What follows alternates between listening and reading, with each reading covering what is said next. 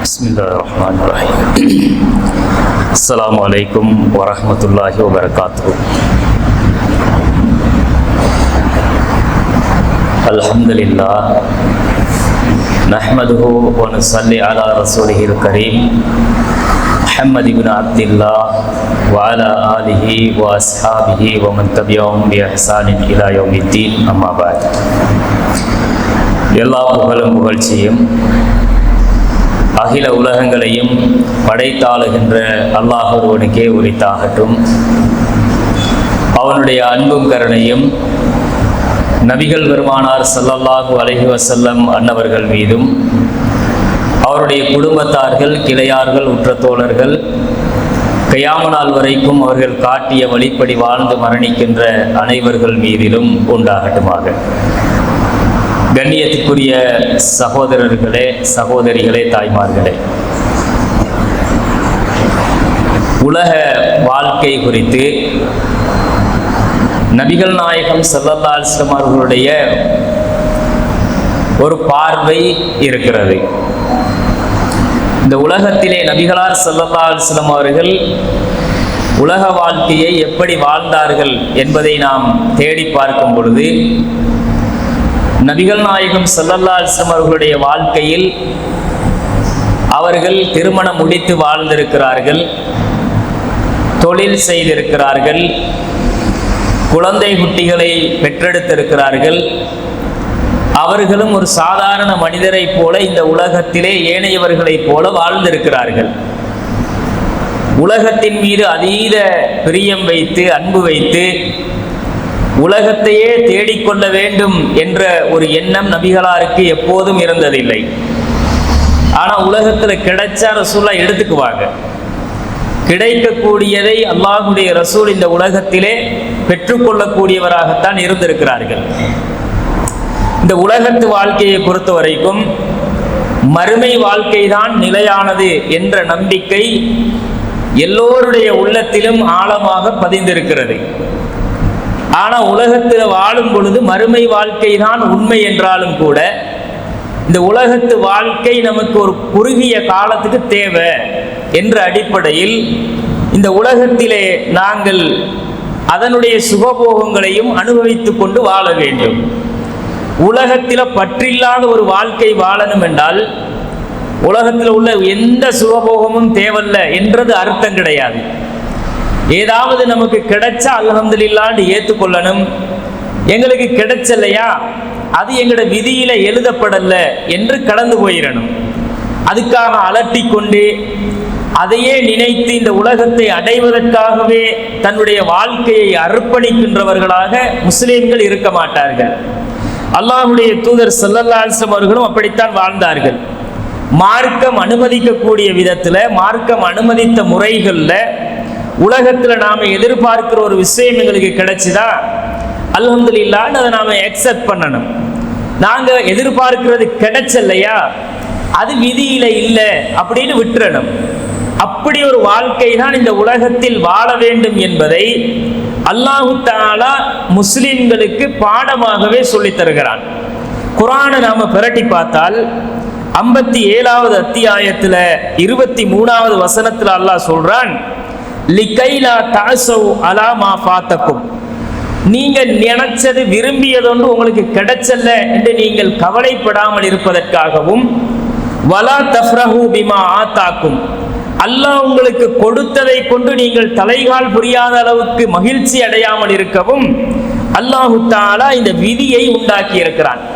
விதியில அல்லாஹ் எழுதினது கிடைச்சும், அல்லாஹ் எங்களோட வாழ்க்கையில ஒவ்வொன்றையும் தீர்மானம் செய்திருக்கிறான். தீர்மானம் செய்ததுதான் உலகத்தில் கிடைக்குமே தவிர, அவனுடைய தீர்மானத்துல எது இல்லையோ அது இந்த உலகத்துல கிடைச்சாது. ஐயோ கிடைச்சலையே, ஆசைப்பட்டோமே நடக்கலையே, இதெல்லாம் நினைச்சு நீ கவலைப்படாத. ஏன் கவலைப்படணும்? கவலைப்படுவதற்கு இங்க ஒண்ணும் கிடையாது. நாம எதை ஆசைப்படுறோமோ அது கிடைச்சுதா, அது எழுதப்பட்டிருக்குது. கிடைச்சதை வச்சுக்கிட்டு நாம பாத்தீங்களா, கிடைச்சிட்டு நாங்க ட்ரை பண்ணி எடுத்தது, நாங்க கஷ்டப்பட்டு கிடைச்சது, இது ஒன்றும் கிடையாது. நீ முயற்சி செஞ்சிருக்கிறாய், அவ்வளவுதான். அல்லாஹ் தரடும் என்று அல்லாஹ் நாடி இருக்கிறான். அப்ப அல்லாஹுடைய நாட்டத்துல கிடைச்சனும் என்று அல்லாஹ் விதித்த ஒன்று கிடைத்திருந்தால் அதை வச்சுக்கிட்டு சந்தோஷப்படாம இருக்கிறதுக்கும், கிடைச்சாம போயிட்டேன்னு மனசுல கிடந்து புலங்கி துனியாவையே நினைச்சு கவலைப்படுறானே, அப்படி கவலைப்படாம இருக்கிறதுக்கும் தான் விதி. அந்த விதி மீது நம்பிக்கை உள்ள எவனும் உலகத்தின் மீது அதீத ஆசை கொள்ள மாட்டான். நாம உண்டு ஆசைப்படலாம், இவங்க கிடைச்சா நமக்கு நல்லம் அப்படின்னு நாம ஆசைப்படலாம். கிடைச்சாம வேறொரு பக்கமா போயிரும். அது கிடைச்சலன்னு நாங்க துனியாவில் கவலைப்படையிலுமா?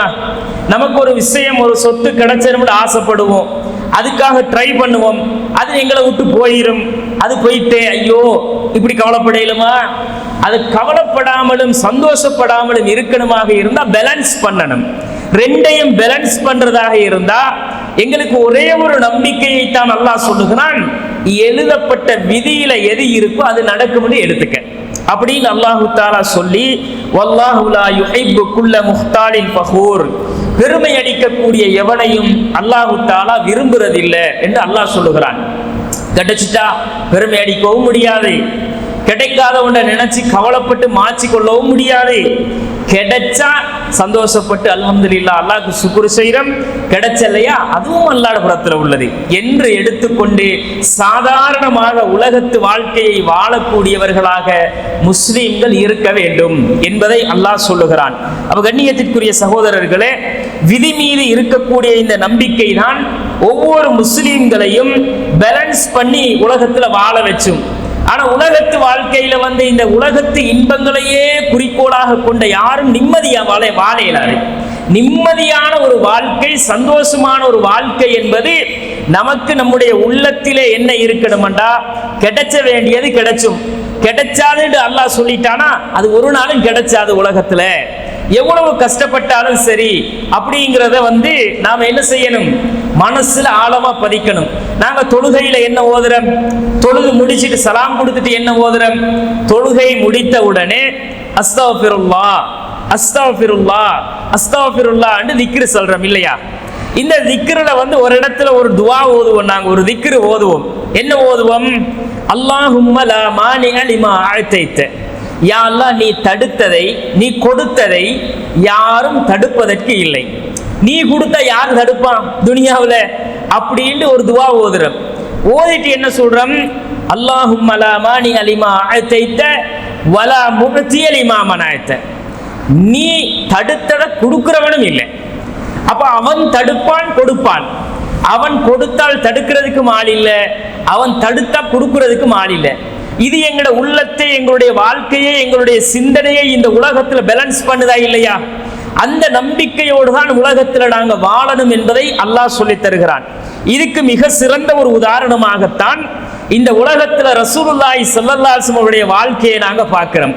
அல்லாஹ்வுடைய தூதரோட வாழ்க்கையை உத்தம நபியும், அதாவது உலக பற்றற்ற வாழ்க்கையை சொல்றதாக இருந்தா நபிகளாருடைய இந்த வாழ்க்கை எப்படி இருந்துச்சுன்றதை நாங்க பார்க்கணும். வெறுமனே போதனைகளோட மட்டும் ரசூலுல்லாஹ் வாழல, போதனைகளோடு அல்லாஹ்வுடைய ரசூல் வாழ்ந்திருந்தா இந்த சமுதாயம் ரசூலுல்லாஹ்வை என்ன செஞ்சிருக்காது, முன்மாதிரியா எடுத்திருக்காது. போதனை செஞ்சிட்டு அதே மாதிரி வாழ்ந்து காட்டினவங்க ரசூலுல்லாஹ். அப்ப போதனை செய்த ரசூலுல்லாஹ்வோட வாழ்க்கையை நாங்க எடுத்து பார்க்கும் போது அல்லாஹ்வுடைய ரசூலுடைய வாழ்க்கை மிகச்சிறந்த உதாரணமாக அதுக்கு இருக்கிறத நாங்க பார்க்கலாம். ரசூல் ஸல்லல்லாஹு அலைஹி வஸல்லம் சாப்பாடு எப்படி இருந்துச்சு, அவங்களோட ஆடைகள் எப்படி இருந்துச்சு, அல்லாஹ்வுடைய ரசூலுடைய வீடு எப்படி இருந்துச்சு, இதையெல்லாம் நாம தேடி பார்த்தோம்னா ஒரு மனுஷனுக்கு துனியாவில் அடிப்படை தேவை என்ன? அடிப்படை தேவையே வீடு, சாப்பாடு, ஆடை. இதானே அடிப்படை தேவை உலகத்துல. இந்த மூணு விஷயங்கள் அல்லாஹ்வுடைய ரசூல் வாழ்க்கையில எப்படி இருந்துச்சு? உணவு, உடை, இருப்பிடம். தேடி பார்த்தா ரசூலுல்லாஹ்வோட வாழ்க்கை இப்படி இருக்குதா என்று ஆச்சரியப்படுற அளவுக்கு இருக்கும். அப்படி ஒரு வாழ்க்கை ரசூலுல்லாஹ் வாழ்ந்திருப்பாங்க. அப்ப ரசூல் ஸல்லல்லாஹு அலைஹி வஸல்லம் வாழ்க்கையை நாங்க தேடுறோம். ரசூலுல்லாஹ் சாப்பிட்ட சாப்பாடு என்ன அப்படின்னு தேடினா நபிகள் நாயகம் ஸல்லல்லாஹு அலைஹி வஸல்லம் அவர்களும் சரி, அவருடைய குடும்பமும் சரி, பல நாட்கள் பட்டினியாகத்தான் கிடந்திருக்கிறாங்க. வயிறு நிரம்பி சாப்பிட்டு சந்தோஷமாக வாழ்ந்திருக்கிறாங்களான்னு தேடினா அப்படி ஒரு வாழ்க்கையை ரசூலோட வாழ்க்கையில எங்களால காண முடியல. பல நாட்கள் பட்டினியான வாழ்க்கை அல்லாஹ்வுடைய ரசூலுடைய வாழ்க்கை. நீங்க இந்த ஹதீஸ்களை தேடி தேடி படிச்சு பார்த்தீங்கன்னா நபிகளாருடைய வாழ்க்கை ஆச்சரியம் மிகுந்த ஒரு வாழ்க்கையாக இருக்கும். அது படிக்கிறவங்களுக்கே ஒரு ஆச்சரியமாக இருக்கும். இப்படி ஒரு தலைவர், சமூக தலைவர், ஒரு ஆட்சி தலைவர், ஒரு ஆன்மீக தலைவர் இப்படி வாழேலுமா என்ற அளவுக்கு ஒரு ஆச்சரியம் மிகுந்த வாழ்க்கை. இன்றைக்கு உலகத்து தலைவர்கள் எல்லாம் எப்படி வாழ்றான் எடுத்து பாருங்க. போலியாக இந்த சமுதாயத்தை வழிநடத்துகிறோம் என்று சொல்லுகிற தலைவர்களாக இருக்கட்டும், அதே மாதிரி நாங்கள் இந்த ஆன்மீகத்தை போதிக்கிறோம் என்று சொல்லுகிற ஆன்மீகவாதிகளாகட்டும், உலகத்துல எல்லாரும் காசுக்குத்தான் அலைகிறான். துனியாவில் அவன் சந்தோஷமா இருக்கணும், எவன் கழுத்து அறுத்தாச்சும் தான் சந்தோஷமா இருக்கணும், சம்பாதிக்கணும், ஏமாத்தி பக்தி என்ற பேர்ல ஏமாத்தணும், காணிக்கை என்ற பேர்ல ஏமாத்தி எடுக்கணும் அப்படின்னு சொல்லித்தான் இன்றைக்கு நிறைய மக்கள் வாழ்றாங்க. அப்படித்தான் இன்னைக்கு உலகத்துல சம்பாதிக்கிறான் நிறைய பேர். ஆன்மீகத்துல பேரை காட்டுறது, கடவுளுடைய அவதாரம் என்றது, இப்படின்ட்டு மக்கள் போடுற காணிக்கையை சுருட்டி வச்சுக்கிட்டு கோடானு கோடிகளுக்கு அதிபதியாக வாழ்றது. ஆன்மீக தலைவர்கள், அரசியல்வாதிகளுடைய வாழ்க்கை எல்லாம் ஜகஜோதியான வாழ்க்கை தான். துனியாவில் எவன் கஷ்டப்படுறான்? எந்த அரசியல்வாதியாவது பிச்சை எடுக்கிற நிலையில தெருவில் தெரிஞ்சிருக்கிறானா? கிடையாது. ஒருவேளை சாப்பாட்டுக்கு கஷ்டப்பட்டிருக்கிறானா? கிடையாது. ஒரு உடுக்கிறதுக்கு ஆடை இல்லாம கஷ்டப்பட்டிருக்கிறானா? ஒத்தை ஆடையோட அலைந்த அரசியல்வாதி இருக்கிறானா? கிடையாது. வாகன வசதி இல்லாம வாழ்ந்திருக்கிறானா? அவனுக்குத்தான் அத்தனை வசதியும் இருக்குது துனியாவில். அவன் பேலஸ் என்ன, அவன் ஆடை என்ன, அவனுடைய ரகரகமான உணவு வகைகள் என்ன, அவனுக்கு வேலை செய்யறதுக்கு ஆட்கள் என்ன, இப்படி துனியாவில் நாம எடுத்து பார்த்தாலே உலகத்து வாழ்க்கையில ஒரு ராஜபோக வாழ்க்கை வாழ்றவன். ஆன்மீகவாதிகளும் அப்படித்தான். அவரோட சேர்ல உட்கார்ந்துக்குவாரு, அவருக்கு காலை தொட்டு கும்பிடணும், கையை பிடிச்சு முத்தமிடணும், காசு அவருடைய காலடியில கொட்டணும், காணிக்கைன்ற பேர்ல அங்க கொண்டு உண்டியல்ல கொட்டணும். இப்படி கொட்டி கொட்டி ஒரு மூளைகெட்ட சமுதாயம் என்ன செய்த ஆன்மீகத்திற பேர்ல அப்படி அவனுங்களை தூக்கி விட்டுருது. அவ்வளவு காசு யாருக்கு? கடவுளுக்கா? கடவுள் இறங்கி வந்து அள்ளிட்டு போவாரா? அவருக்கு யாரு கொடுக்கிறது? கடவுளோட பேரை சொல்லி அவன் சம்பாதிக்கிறான். ஆன்மீகம் ஆன்மீகம் என்று சொல்லி, அருள் கொடுக்கிறோம் என்று சொல்லி, மக்களிட குறை தீக்கிறோம் என்று சொல்லி அவனா எடுத்துக்கிறான், மக்களிடத்தை சுரண்டி திங்கிறான். இவனை எல்லாம் இந்த சமுதாயம் நம்புது. ஆனா இவர்கள் எல்லாம் தலைவர்கள். சமுதாயத்தில் நல்லா தானே இருக்கிறான். எந்த சாமியாராவது காசு பணம் இல்லாம இருக்கிறானா? அண்மையில கூட இந்தியாவில் வந்து அவங்களோட கோயில்ல சேர்ந்த காசை எண்ணுவான். நிறைய இது மீடியாக்கள் எல்லாம் பரவிச்சு, எல்லாரும் பார்த்திருப்பாங்க. அங்க எண்ணி வேலை செய்யறவன், காவல்காரன், செக்யூரிட்டி, அதுல வந்து அந்த கோயில்கள்ல பூசாரியா இருக்கிறவன் காசை கண்டா என்ன பண்ணுவான்? ஒரு மனுஷன் உண்மையான யதார்த்தம் என்ன தெரியுமா? தேனை கண்டா அதை நக்கணும், அதான் அவன் யதார்த்தம். தேனை தொட்டவன் நக்காம இருக்கிறல்லன்னு பழமொழி ஒன்று சொல்லுவாங்க ஊருகள்ல. இந்த மாதிரி காசை பார்த்தா மலைமலையா குமிச்சு வச்சிருக்கிறான். அங்க ஒரு குவியல், இங்க ஒரு குவியல், மேசையில எல்லாம் குவியல் குவியலாக. எவன் வீட்டு காசு இதெல்லாம்? யார வீட்டு காசு? எல்லாம் மக்கள்கிட்ட காசு தானே. எல்லாம் கடவுள்ட பேர்ல கொள்ளை அடிச்சு கட்டுக்கட்டா அடுக்கி வச்சிருக்கிறான். செக்யூரிட்டி களவெடுக்கிறான். காசை கண்டு ஆசை வருது. பூசாரி கோயில்ல மந்திரிக்கிறவரு அவன் களவெடுத்துட்டு போறான். செக்யூரிட்டிய கையில எடுத்து கொடுக்குறான். இதெல்லாம் கொண்டு போனா அதுக்கு பிறகு சிசிடி கேமராவில் மாட்டி அதெல்லாம் என்ன பண்றாருண்டா, நாங்க நடவடிக்கை எடுத்துட்டோம் அப்படிங்கிறான். நீ நடவடிக்கை எடுத்தாலும் எடுக்காட்டியும் யாருக்கு அந்த காசு? அதை வச்சுக்கிட்டு யாரு வாழ்வான் சந்தோஷமா? அப்போ உலகத்துல இதையெல்லாம் ஏமாத்துறத பார்க்கிறோம். கண்ணியத்திற்குரிய சகோதரர்களே, அல்லாஹ்வுடைய ரசூல் ஸல்லல்லாஹு அலைஹி வஸல்லம் அவர்களுடைய வாழ்க்கை குறித்து உர்வா ரலியல்லாஹு அன்ஹு அவர்கள் சொல்லக்கூடிய செய்தி. உர்வா அவங்க ஆயிஷா ரலியல்லாஹு அன்ஹா அவங்கள்ட்ட வந்து அவங்களோட சகோதரியோட மகன் தானே உர்வா, அப்ப சாட்சி ஆயிஷா அவங்க அறிவிக்கிறாங்க. ஆயிஷா ரலியல்லாஹு அன்ஹா அவங்க வந்து அன்னஹா கானத் தகூலு, அவர்கள் சொல்லுவார்களாம், வல்லாஹி யபன உஹ்தி, என்னுடைய சகோதரியின் மகனே, இன் குன்னா லனன்லுரு இலல் ஹிலாலி சும்மல் ஹிலாலி சலாசத்த அஹில்லா ஃபீ ஸஹ்ரைன், நாங்கள் 2 மாதங்கள் கழியும், 3வது மாதம் தலைப்பிறையும் பார்ப்போம். அப்போ 3 மாத காலங்களுக்கு ஒரு பிறை பார்ப்போம், 2வது பிறை பார்ப்போம், பிறகு 3வது பிறையும் பார்ப்போம். பார்த்துவிட்டு வமா ஊகித ஃபீ அபியாத்தி ரசூலில்லாஹி ஸல்லல்லாஹு அலைஹி வஸல்லம் நாரா, ரசூலுல்லாஹ்வுடைய எந்த ஒரு வீட்டிலையும் அடுப்பு எரிக்கப்பட்டிருக்காது. நெருப்பு மூட்டி இருக்க மாட்டாங்க. 3 மாசம் அடுப்பெரியாட்டி நிலைமை என்ன யோசிச்சு பாருங்க. சமைக்கிறதுக்கு தானே அடுப்பெரிப்பாங்க. கறியாக்கணும், சோறாக்கணும், ரொட்டி சுடணும், இதுக்கு தானே அடுப்பெரியும். ஆனா ரசூல் ஸல்லல்லாஹு அலைஹி வஸல்லம் வீட்டுல 3 மாத காலங்களுக்கு அடுப்பெரிய மாட்டாது. நாங்க இந்த பிறைய பார்த்தா அடுத்த பிறை பார்த்துருவோம், 1 மாசம் போயிரும். அடுத்த பிறை பார்த்துருவோம், 2வது மாசம் போயிரும், 3வது பிறையும் பார்த்துருவோம். அப்ப 3வது பிறைன்னா 3வது மாசமும் வந்துடும். எங்கட ஊடுகள்ல யார வீட்லையும் எத்தனை குஞ்சாதி இருந்தாங்க ரசூலுல்லாஹ்க்கு? 9 மனைவிமார்கள் சமகாலத்துல வாழ்ந்தாங்க. அவங்களோட எந்த வீட்டிலையுமே அடுப்பு மூட்டப்பட்டிருக்காது என்ற உடனே அப்ப கேட்கிறாங்க உருவா, யா ஹாலா சாட்சி, ஃபமா கான யுஈஷிக்கும், அப்ப எப்படி வாழ்ந்தீங்க, எப்படி வாழ்க்கை நடத்தினீங்க, எதை திண்டு வாழ்ந்தீங்க உசுரோட அப்படின்னு கேட்கிறாங்க. அப்ப ஆயிஷா ரலியல்லாஹு அன்ஹா அவங்க சொல்றாங்க, அல் அஸ்வதான், 2 கருப்பு தான், ஒன்று பேரித்தம்பழம், இன்னொன்று தண்ணி. அங்க இருந்த பேரித்தம்பழம் ஏதாச்சும் கிடைச்சா அதை திம்பாங்க, கொஞ்சோடு தண்ணியை குடிச்சுக்குவாங்க. இதுதான் எங்களுடைய வாழ்க்கை. அத்தம்ரு வல்மா அப்படின்றாங்க. இல்லா அன்னஹு கதுக்கான லி ரசூலில்லாஹி ஸல்லல்லாஹு அலைஹி வஸல்லம் ஜீரானுன் மினல் அன்சார், சில அன்சாரி தோழர்கள் ரசூலுல்லாஹ்வோட அக்கம் பக்கத்து வீட்டுல இருப்பாங்க. அவங்க யாராவது ஒரு கப்ல பால் கொண்டு தந்தா அதை எல்லா மனைவிமாருக்கும் பங்கிட்டு கொடுப்பாங்க. எப்படிப்பட்ட வாழ்க்கை இது, எப்படிப்பட்ட வாழ்க்கையை ரசூலுல்லாஹ் வாழ்ந்தாங்க உலகத்துல. அப்ப ரசூல் ஸல்லல்லாஹு அலைஹி வஸல்லம் சாப்பாடுன்றது பட்டினியான வாழ்க்கை. ஒரு நாள் சாப்பிடலன்னா நம்மட நிலைமை என்ன? 2 நாள் சரி, ஒரு நாள் பொறுத்துக்குவோம், 2வது நாள் பொறுப்போம், 3வது நாளைக்கு புருஷனை ஒரு மாதிரி பார்ப்போம். என்ன சம்பாதிக்கிற இல்லையா, தின்ற இல்லையா, புள்ள குட்டி வளர்க்கிற இல்லையா, எதுக்கு கல்யாணம் பண்ணினீங்க?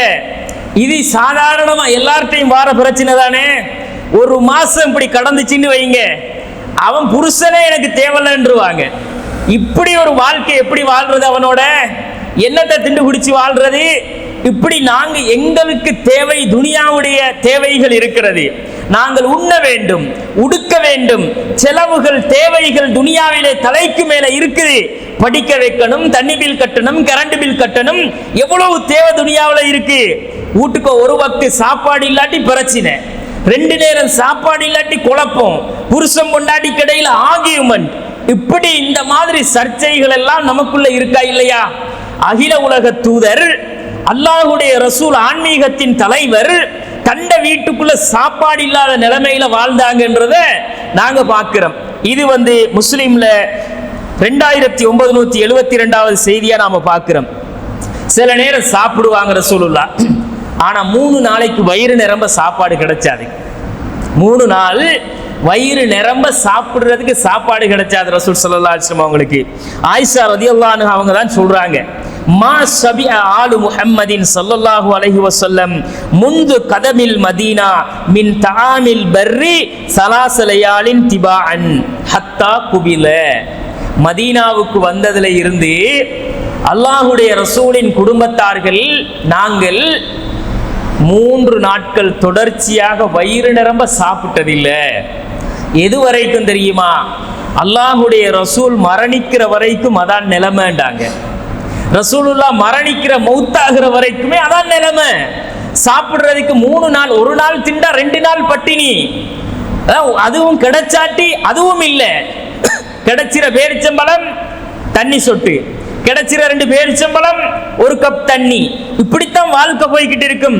யாராச்சும் அக்கம் பக்கத்தில் இருக்கிற சஹாபிகள் பார்த்துட்டு, அல்லாஹ்வுடைய ரசூலுடைய குடும்பம் பட்டினியா இருக்கிறாங்களே, பசியில வாடுறாங்களே அப்படின்னு யாராவது கூப்பிட்டு சாப்பாடு கொடுத்து ஏதாவது பாலை கொண்டு கொடுத்தா தான் சாப்பாடு அப்படின்ற நிலைமையை நாங்க பார்க்கிறோம். இது புகாரியில 5416வது செய்தியில பார்க்கலாம். ஒருமுறை ரசூல் ஸல்லல்லாஹு அலைஹி வஸல்லம் அவர்களுடைய வாழ்க்கையை பாருங்க கண்ணியத்திற்குரிய சகோதரர்களே, எப்படிப்பட்ட வாழ்க்கை இது. அல்லாஹ்வுடைய ரசூல் ஆயிஷா அவங்க பக்கத்துல இருக்கிறாங்க.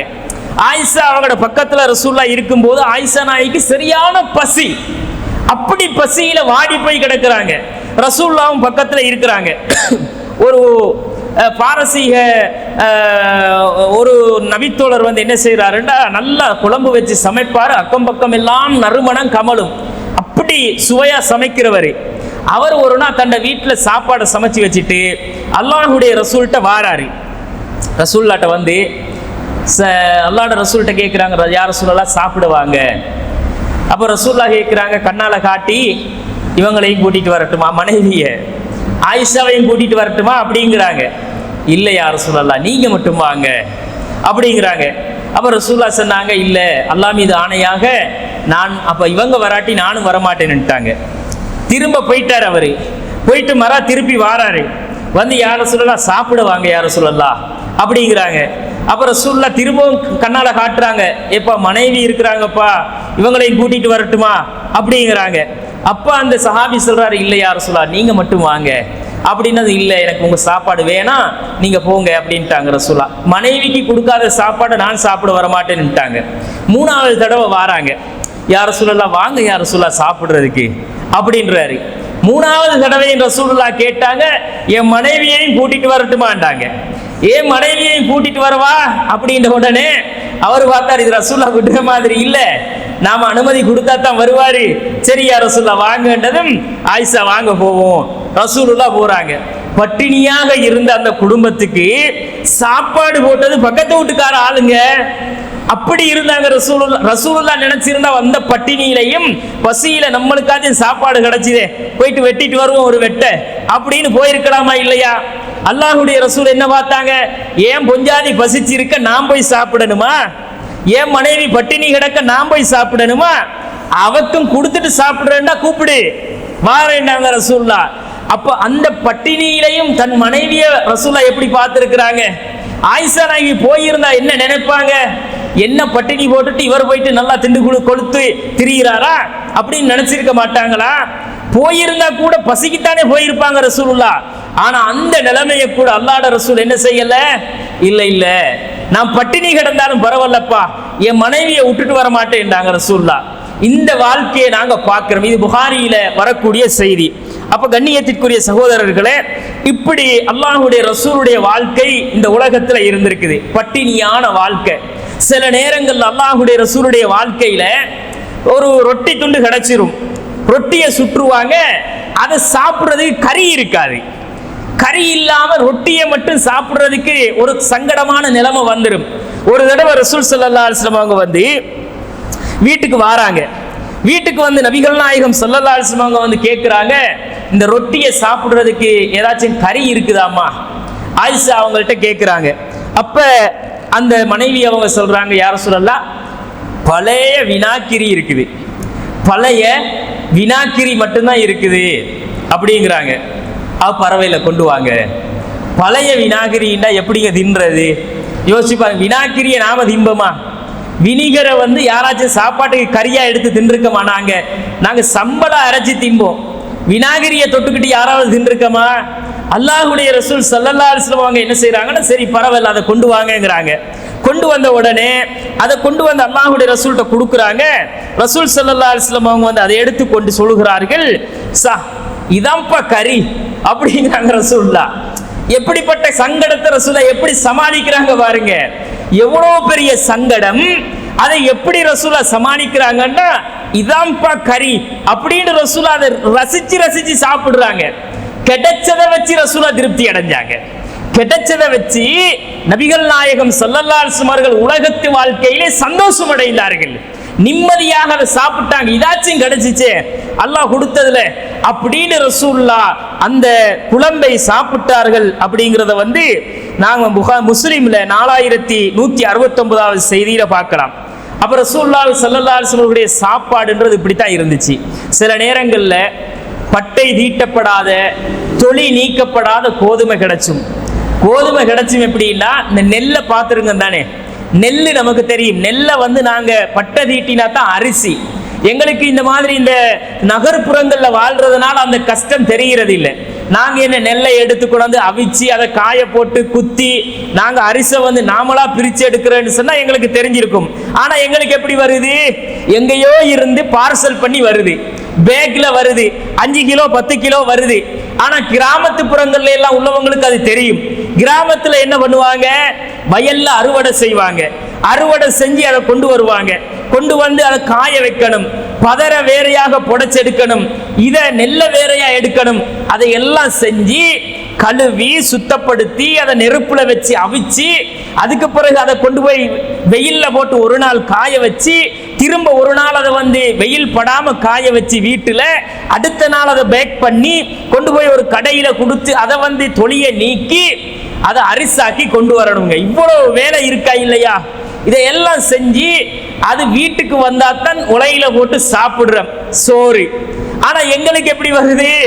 எங்கேயோ பேக் பண்ணி கண்டெய்னர் கணக்குல வர்றதுனால கடையில போய் லேசா காசை கொடுத்து அரிசை வாங்கி கொண்டு வந்து சாப்பிடுறோம். ரசூல் ஸல்லல்லாஹு அலைஹி வஸல்லம் காலத்துல அவங்களா இடிச்சனும் கையால இடிச்சு இடிச்சு இடிச்சு அந்த தோலை நீக்கி அதை புடைச்சி வடிச்சு எடுத்தா தான் அவங்களுக்கு மாவு. அப்படி இல்லாம ரசூல் ஸல்லல்லாஹு அலைஹி வஸல்லம் வாழ்க்கையில எத்தனையோ தடவை தோல் நீக்கப்படாத கோதுமையை பசிக்கு சாப்பிட்டு இருக்காங்க. நெல்லை கொண்டாந்து வச்சு நாங்க பிளேட்ல போட்டு சாப்பிடுவோமா? எங்களோட வாழ்க்கையை யோசிச்சு பாருங்க. எங்களுக்கு சோறு வேணும். சோறு எப்படி வேணும்னா அதுவும் குவாலிட்டியா வேணும், அதுல குறைபாடு இருக்கப்படாது என்ற வாழ்க்கை நாம வாழ்றோம். ஆனா அல்லாஹ்வுடைய ரசூலுடைய வாழ்க்கை இப்படித்தான் இருந்துச்சுங்கிறத பார்க்கிறோம். சரி, ரசூல்லா உடுத்த ஆடையாவது எப்படி இருந்துச்சு? அல்லாஹ்வுடைய ரசூலுக்கு ஆடைகள், அல்லாஹ்வுடைய ரசூல்கிட்ட ஒரே ஒரு ஆடை, கனமான ஒரு ஆடை, கம்பளி ஆடை இருந்துச்சு. ரசூல் ஸல்லல்லாஹு அலைஹி வஸல்லம் அந்த ஆடைகள் வண்ண வண்ணமாக எப்பவுமே ரசூல்லா உடுத்து பார்த்ததில்லை அந்த சமூகம். ரசூல்லா ஒரு நாளைக்கு ஒரு ஆடை, அடுத்த நாளைக்கு அதை உடுத்துட்டு வரமாட்டார் இன்னொரு ஆடை. நாங்க அப்படி இல்லை. இன்னைக்கு இதை போடுவோம், நாளைக்கு இன்னொன்னு போடுவோம், நாளைக்கு போட்ட மறுநாளைக்கு இன்னொன்னு போடுவோம். எங்கள்கிட்ட கொலி வைக்கிறதுக்கு எங்களுக்கு கபட்டு அலுமாரியை திறந்தோம்னா 7 நாளைக்கு 7 வகையான உடுப்பு இருக்கும். ஒரு மாசத்துக்கு 30 உடுப்பு வெரைட்டிஸா இருக்கும். இப்படி உடுக்கக்கூடியவங்க தான் நாம். ஆனா அல்லாஹ்வுடைய ரசூலுடைய வாழ்க்கையில் வண்ண வண்ண ஆடைகள் ரசூலுல்லா உடுக்கல்ல. சாதாரணமா உடம்புல பட்டா மெல்லிசா இருக்கக்கூடிய உடம்புக்கு ராகத்தான ஆடைகளை ரசூலுல்லா உடுக்கல்ல. அல்லாஹ்வுடைய ரசூலுடைய ஆடை பெரும்பாலும் கரடு முரடாத்தான் இருந்துச்சு. அப்படிங்கிறத புகாரியில 2597வது செய்தியில பார்க்கலாம். ரசூலுல்லாஹ் ஒரு ஆடையை போட்டுட்டு வருவாங்க. அந்த ஆடையை எடுத்து இந்த பக்கம் ஒரு துண்டு, இந்த பக்கம் ஒரு துண்டு போட்டுக்கிட்டு வருவாங்க. அந்த கீழுக்கு ஒரு ஆடை கட்டுறதுக்கு இருக்கும், மேல மறைக்கிறதுக்கு ஒரு துணி துண்டு இருக்கும். இப்படி ரசூலுல்லாஹ் போட்டு வருவார்கள். சுஜூது செய்வார்கள். அல்லாஹ்வுடைய ரசூலுடைய இந்த அக்குள்களின் வெண்மையெல்லாம் தெரியும் என்பார்கள் சஹாபாக்கள். அப்படிதான் ரசூலுல்லாஹ் உடுத்திருக்கிறாங்க ஆடை. நம்ம போத்திட்டு வந்தோம்னு வைங்க, என்னடா பஞ்சக்கார மாதிரி வந்திருக்கிறாய் அப்படிமா, பஞ்சத்துல அடிவட்ட மாதிரி வந்து அவனுக்கு ஒழுங்கா ஒரு ட்ரெஸ் இல்லையாடா உடுக்கிறதுக்கு, ஒரு டிஷர்ட் இல்லையா, ஒரு ஷர்ட் இல்லையா? ஏன் இல்லை, நம்ம பீரோவை திறந்து வாரு எப்படி இருக்குதுன்னு. அப்படி உடுக்கக்கூடியவங்க நாங்க. சாதாரண மக்கள் நாங்களே இப்படி துனியாவில் ரகரகமா உடுக்க விரும்புறோமே, அல்லாஹ்வுடைய ரசூல் எப்படி உடுத்தாரு அப்படிங்கிறத பார்க்கிறோம். ரசூலுல்லாஹ் வாழ்க்கையில யாராவது ஒரு சஹாபி கொண்டு ஒரு ஆடையை கொடுப்போன்னு கொடுத்தா கூட ரசூல் ஸல்லல்லாஹு அலைஹி வஸல்லம் அவர்கள் அதை சந்தோஷமா வாங்குவாங்க. ஒரு பெண்மணி அல்லாஹ்வுடைய ரசூலுக்காகவே ஒரு ஆடை அவங்களோட கையால தைச்சி கொண்டு வராங்க. ஆடை நெய்தல் என்று சொல்லுவாங்க. அதுக்கு அவங்களே ஆடைய நூல்களால நெய்து அல்லாஹ்வுடைய ரசூல்கிட்ட கொண்டு கொடுத்தாங்க. யா ரசூலல்லாஹ், இது என்னுடைய அன்பளிப்பு யா ரசூலல்லாஹ்னாங்க. பக்கத்தில் ஒரு நபித்தோழர் இருந்தார். அல்லாஹ்வுடைய ரசூலுக்கு வந்த ஆடை என்ன? அவரே அவ்வளவு கஷ்டத்துல இருக்கிறாரு, அணியறதுக்கு ஆடை இல்லை. அல்லாஹ்வுடைய ரசூல்கிட்ட இருந்த இந்த சஹாபி, யா ரசூலல்லாஹ், அந்த ஆடையை எனக்கு தருவீங்களான்னு கேட்கிறாரு. அல்லாஹ்வுடைய ரசூல்கிட்ட அந்த ஆடையை கேட்கிறாரு பாருங்க. ரசூலுல்லாஹ் கேட்டா தரமாட்டேங்க மாட்டாங்க, இந்தாங்க கொடுத்துட்டாரு அல்லாஹ்வுடைய ரசூல். ஆனா ரசூலுல்லாஹ்க்கு தேவை இருந்துச்சு. தேவை இருந்ததனாலதான் அந்த பெண்மணி கொடுத்ததை வாங்கினாங்க அல்லாஹ்வுடைய ரசூல். ஆனா கொடுத்துட்டாங்க அல்லாஹ்வுடைய ரசூல். சஹாபாக்களுக்கு எல்லாம் பெரிய கோபம். அப்படி கோபப்பட்டாங்க, டேய் அல்லாஹ்வுடைய ரசூலுக்கே இப்படி ஒரு ஆடை வாரதே பெரும் கஷ்டம், வாரத்தை நீ கேட்டு வாங்கிட்டியே அப்படின்னு. இல்லை, நான் அதுக்காக கேட்கல, அல்லாஹ்வுடைய ரசூலுடைய மேனியில் பட்ட இந்த ஆடை தான் எனக்கு கஃபனாக இருக்கணும்ன்றதுக்காகத்தான் நான் கேட்டேன்டாங்க. அப்படி ஆசைப்பட்டாங்க நபித்தோழர்களும். ஆனா ரசூலோட வாழ்க்கை எப்படி இருந்துச்சு யோசிச்சு பாருங்க. இல்லைதான், இருந்தாலும் கொடுப்பார்கள் என்பதுதான் அல்லாஹ்வுடைய ரசூலோட வாழ்க்கை. அதை நாங்க பார்க்கிறோம். இதெல்லாம் புகாரியில 2597, 6636வது செய்திகள்ல நாம பார்க்கலாம். ரசூலா வாழ்ந்த வீடு என்ன, நபிகள் நாயகம் வாழ்ந்த ஊடு என்ன? 10 கதவு, 18 ஜன்னல், அடுக்குமாடி வீடு, இப்படியா ரசூலா வாழ்ந்தாங்க. எப்படி அவர்களுடைய வீடு இருந்துச்சுண்டா, அவ்வளவு குறுகலான வீடு. சாதாரண சின்னோரு ஒரு 10க்கு 10 கிடையாது என்ற அளவுக்கு அல்லாஹ்வுடைய ரசூலுடைய வீடு இருந்துச்சு. ஆயிஷா ரலியல்லாஹு அன்ஹா அவங்க சொல்றாங்க, குன்து அனாமு பைன யதை ரசூலில்லாஹி ஸல்லல்லாஹு அலைஹி வஸல்லம் வ ரிஜ்லாய ஃபீ கிப்லத்திஹி.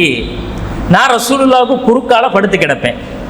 அல்லாஹ்வுடைய ரசூலுக்கு முன்னால என்ற கால்கள் இருக்கும். இப்படி ரசூலா தொழுவாங்க. ஃபஇதா சஜத கமஸனி. அல்லாஹ்வுடைய ரசூல் சுஜூதுக்கு வருவாங்க. வரும்போது இப்படி காலில் என்ற காலில் அவங்களோட கையால குத்துவாங்க. குத்தும் போது ஃபகபில் துர்ஜிலை, என்ற காலை நான் மடக்கி கொள்ளுவேன். ரசூலா சுஜூதுக்கு வருவாங்க, காலில் குத்துவாங்க, காலை மடக்கிக்கிருவேன்.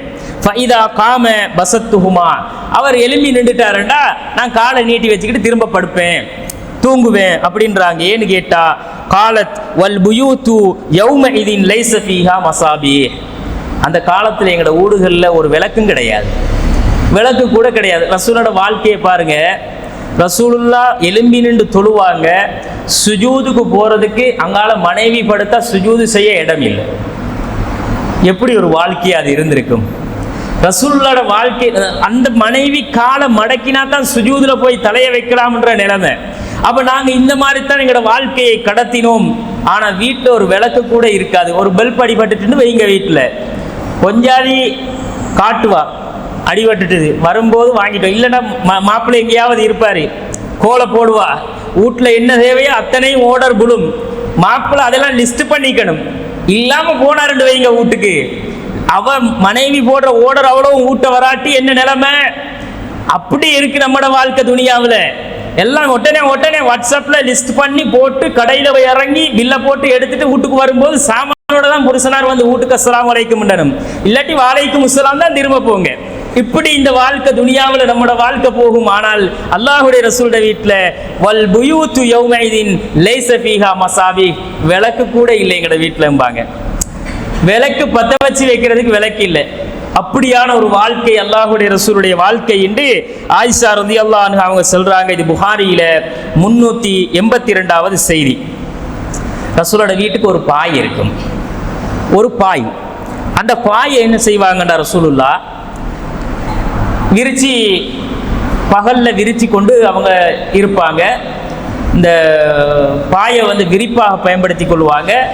பிறகு என்ன செய்வாங்கன்னா வாசலுக்கு அதை கொழுவி கொள்ளுவாங்க. இப்படி படுக்கிறதுக்கும் வாசல் கதவாகவும் ரெண்டாகவும் ரசூலுல்லாஹ் அந்த ஒரு பாயை பயன்படுத்தி கொள்ளுவாங்க அப்படின்னு ஆயிஷா ரலியல்லாஹு அன்ஹா அவங்க சொல்ற செய்தி புகாரியில 730வது செய்தியா பார்க்கலாம். நம்ம வீட்டுக்கு வாசல் இல்லாம இருந்தா எப்படி இருக்கும்? வாசல் இல்லை, இப்படியெல்லாம் டோர் ஃபுல்லாக ஓப்பன் தான். நாம் இப்படி ஒரு சின்ன ஒரு 10க்கு 10 இடத்துல வந்து நாம் உட்கார்ந்துக்கிட்டு இருக்கிறோம். புருஷனும் பொண்டாட்டி இப்படி எல்லாம் திறந்து போட்டு இப்படி இருந்தால் என்ன நிலைமை? ஆனால் ரசூலோட காலத்தில் அவங்களோட வாழ்க்கையே என்னன்னா ஓப்பன், கதவு கூட இல்லாத வீடு, ஒரு பாய் தான் கதவு, தூங்குறதுக்கு அதை பாயை எடுத்து போட்டுக்குருவாங்க. இருட்டானா ஒன்றும் விளங்காது இல்லை, அப்படி பயன்படுத்திக்குவாங்க அல்லாஹ்வுடைய ரசூல் என்று சொல்றாங்க. இந்த மாதிரியான ஒரு வாழ்க்கை தான் அல்லாஹ்வுடைய ரசூல் ஸல்லல்லாஹு அலைஹி வஸல்லம் அவர்கள் வாழ்ந்திருக்கிறார்கள். நபிகள் நாயகம் ஸல்லல்லாஹு அலைஹி வஸல்லம் இந்த செய்திகளை எல்லாம் நாம வாசிச்சா எங்களுக்கு இந்த செய்தி என்ன சொல்லுது? நபிகளார் ஸல்லல்லாஹு அலைஹி வஸல்லம் அவங்க வந்து இந்த உலகத்துல சாதாரணமாக ஒரு மனுஷன் அனுபவிக்கிற இன்பத்தை, சந்தோஷத்தை கூட அதாவது உலகத்தினுடைய அந்த இன்பங்களை கூட ரசூலுல்லாஹ் சொகுசுகளை கூட அனுபவிச்சு இல்லை, அனுபவிக்காமத்தான் அல்லாஹ்வுடைய ரசூல் வாழ்ந்திருக்கிறாங்க அப்படிங்கிறத இந்த செய்திகள் நமக்கு எடுத்து காட்டுது. ஆனாலும் நபிகள் நாயகம் ஸல்லல்லாஹு அலைஹி வஸல்லம் அவங்க வந்து இதெல்லாம் நமக்கு கிடைச்சலையே அப்படின்னு ஒரு நாளும் சலித்து கொள்ளலை. நமக்கு இப்படி வீடு வாசல் இருக்குது, இதை கொஞ்சம் இன்னொரு 2-3 ரூமா கட்டிக்கணுமே, ஒரு பல்பு கூட நமக்கு இல்லையே, விளக்கு கூட இல்லையே, ஒரு விளக்கை வந்து வாங்கி வச்சுக்கிறணுமே, ஒரு ஆடை கூட நமக்கு ஒழுங்கா உடுக்கிறதுக்கு இல்லையே, அதுக்கு ஒரு 2-3 ஆடையை மாத்தாடை வாங்கி வச்சுக்கொள்ளணுமே. இப்படி ரசூலுல்லாஹ் ஒரு நாளுமே அவங்களோட வாழ்க்கையை நினைச்சு உலகத்துல சலிச்சு கொண்டதே கிடையாது. கிடைச்சதை வச்சு சந்தோஷப்பட்டாங்க, இல்லாததை வச்சு அல்லாஹ்வுடைய ரசூல் ஒருபோதும் அலட்டி கொண்டது இல்லை அப்படிங்கிறத பார்க்கிறோம். அதே மாதிரி ரசூலுல்லாஹ் இந்த உலகத்துல வந்து பற்று இல்லாம வாழ்ந்தாங்கன்றதுக்கு இன்னொரு உதாரணத்தை பாருங்க. இது எவ்வளவு அருமையான ஒரு சம்பவம் பாருங்க. நபிகள் நாயகம் ஸல்லல்லாஹு அலைஹி வஸல்லம் அவங்க வந்து நாம ரசூலுல்லாஹி ஸல்லல்லாஹு அலைஹி வஸல்லம் அலா ஹசீரின், ஒரு பாயில ரசூலுல்லாஹ் படுத்து தூங்கி இருக்கிறாங்க. ஃபகாம வகத் அஸ்ஸர ஃபீ ஜன்பிஹி, ரசூலுல்லாஹ் அந்த பாயில படுத்து எழும்பி இருக்கிறாங்க. அவர் மேனியில எல்லாம் அந்த பாயிட அடையாளங்கள், அச்சுகள் பட்டிருக்குது. பாயில நாங்க சும்மா ஆடை இல்லாம படுத்தெலும்பினோம்டா பாயிட அடையாளம் எல்லாம் அவங்களோட மேல தெரியுது. அப்ப சஹாபாக்கள் சொல்றாங்க, யா ரசூலல்லாஹ் லவித்தகதுனா லக விதான், உங்களுக்கு இதை பாயில போட்டுக்கொள்றதுக்கு ஒரு விரிப்பை நீங்க அனுமதிச்சீங்கன்னா நாங்க செஞ்சு தரவா அப்படின்னு கேட்குறாங்க. ஒரு விரிப்பையாச்சும் போட்டுக்குங்க யா ரசூலல்லாஹ், விரிப்பை நீங்க விரும்பினா நாங்க உங்களுக்கு செஞ்சு தாரோம் அப்படின்ற உடனே ரசூல் ஸல்லல்லாஹு அலைஹி வஸல்லம் அவங்க விரும்பி இருந்தா 1க்கு 10 விரிப்பு கொண்டு கொடுத்துருப்பாங்க. அப்படி அல்லாஹ்வுடைய ரசூலோடு தங்கள் உயிரை விட ரசூலுல்லாஹ்வை நேசித்த சமுதாயம் அவங்க. அப்படி கேட்ட நேரம் அல்லாஹ்வுடைய ரசூல் சொன்னார்கள், மாலி வலி துனியா, எனக்கும் இந்த உலகத்துக்கும் என்னப்பா இருக்குது, என்ன தொடர்பு இருக்கு, எனக்கும் இந்த துனியாவுக்கும் இடையில் இருக்கிற என்ன தொடர்பு இருக்கிறது? மா அன ஃபி துன்யா இல்லா கராகிபின் இஸ்ததல்ல தஹ்த ஷஜரத்தின் சும்மராஹ வதரக்கஹா, ஒரு பயணியை போல அவன் ஒரு மரத்துக்கு கீழே வந்து கொஞ்ச நேரம் ஓய்வெடுத்துட்டு பிறகு அதை விட்டுட்டு போறவன் மாதிரி தானே நான் இந்த துனியாவில் இருக்கிறேன். ஒரு பயணி வாரான், அவன் அந்த கஷ்டத்துக்காக களைப்புக்காக ஒரு மரத்துக்கு கீழே ஓய்வெடுக்கிறான். ஓய்வெடுத்தவன் அந்த மரத்தை விட்டுட்டு கொஞ்ச நேரத்தில் போயிடுவான் தானே, அப்படித்தானே நான் இந்த துனியாவில் வாழ்றேன்.